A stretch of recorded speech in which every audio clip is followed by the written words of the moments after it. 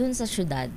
Katulad ng sabi ni Ma'am Jo earlier, na pag nandun tayo sa mga mystical and highly vibrational places, natututuhan natin na makinig kasi instantly we become open. Okay.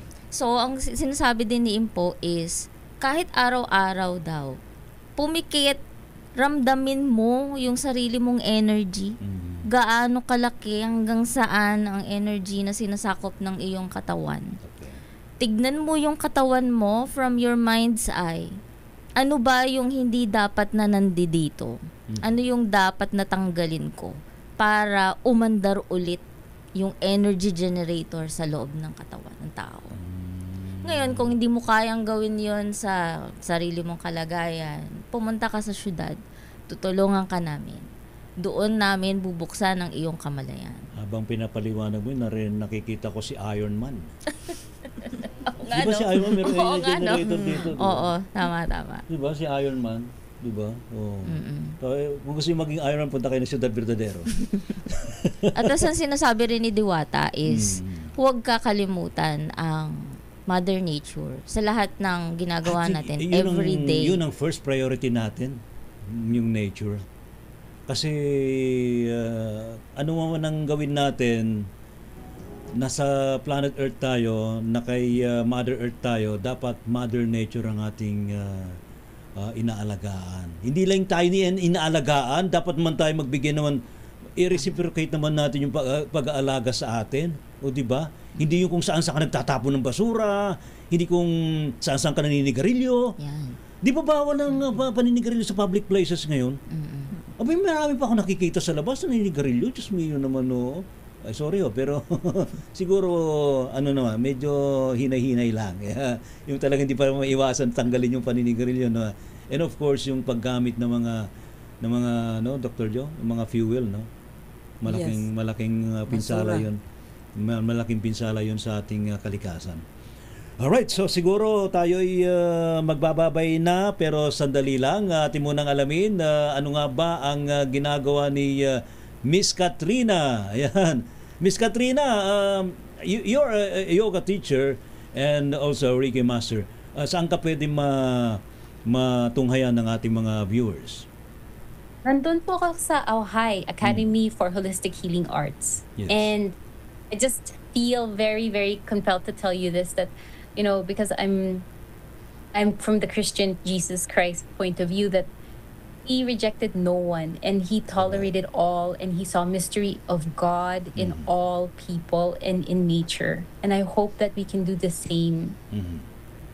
Ayun. Salamat, Miss Katrina. No, kung matatas pong mag-English si Miss Katrina, American ho yan.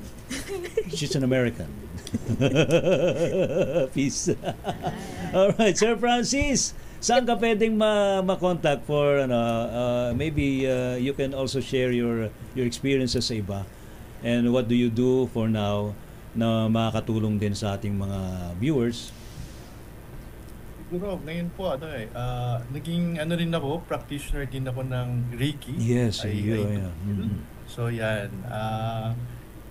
siguro connected ako kina Ate Jo, ayan, kina Katrina. So kung sino man nang may nangangailangan ng healing, ganyan, ako naman laging nakaagapay lamang. Akala ko ang sasabihin mo kung sino sa inyong gusto magpa-imbento, mag-iimbento ako ng portal. Yan.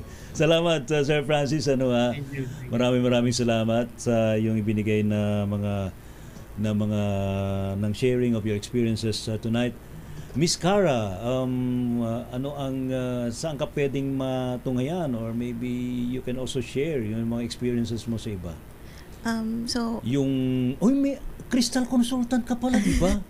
So you do marunong ka sa mga crystals, citrine, black, yun yung expertise mo ngayon. Apo. Alright. So, inaaral ko pa rin siya ngayon. So, hindi pa, disclaimer lang, di pa ako sobrang pro. Okay pero, lang yun. Okay lang. At least you can share your knowledge.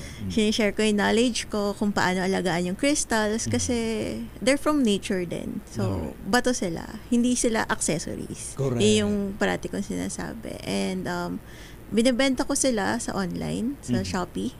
Oh. So, Ano yung store mo sa Shopee? Mystic Tales. Mystic Tales. So, dikit T-A-L-E-S. Tails Mystic as in Tales. buntot. Alright. Tapos yung logo ko kasi is Nine-Tailed Fox. Oh, kaya pala magka-partner kayo rito sa upuan. Oo nga. May crystal Itong katabi mo rin to, animal communicator to. So, she talks to animals with tails. Mukhang magbabanding nga po kami. Miss Marie Chris, saan ka pwede matungayan for your naka-ready oh. Wow. Ako po ay isang animal communicator. Nakikipag-usap po ako sa mga animals natin. Both living and passed on animals. I can talk to models. them. Yes. Ako din ay isang... Nasaan na si Buster? Ha? Di ba nakikita mo si Buster dito? Kasi nabangga si Master kamakailan lang. Masaya na si Buster. Ay, okay na ba si Buster? Oo. Doon parang araw na nabundol siya.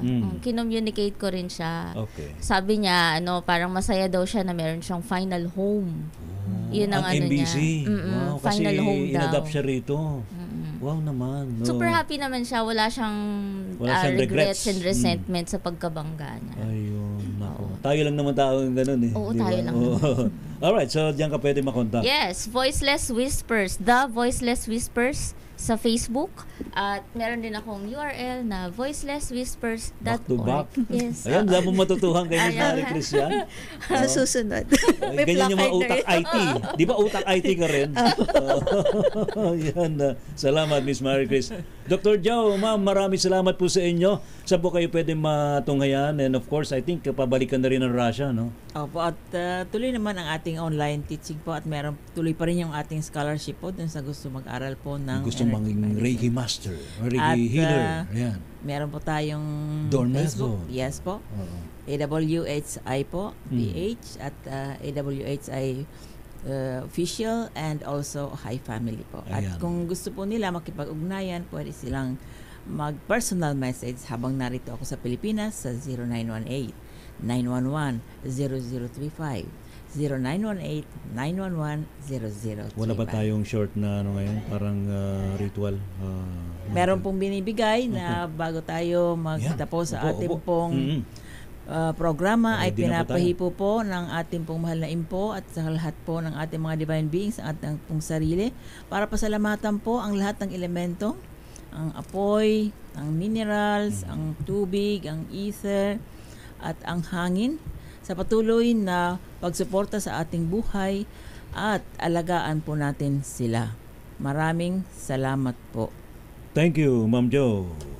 Salamat po sa matumutok po sa ating gabi ng misteryo.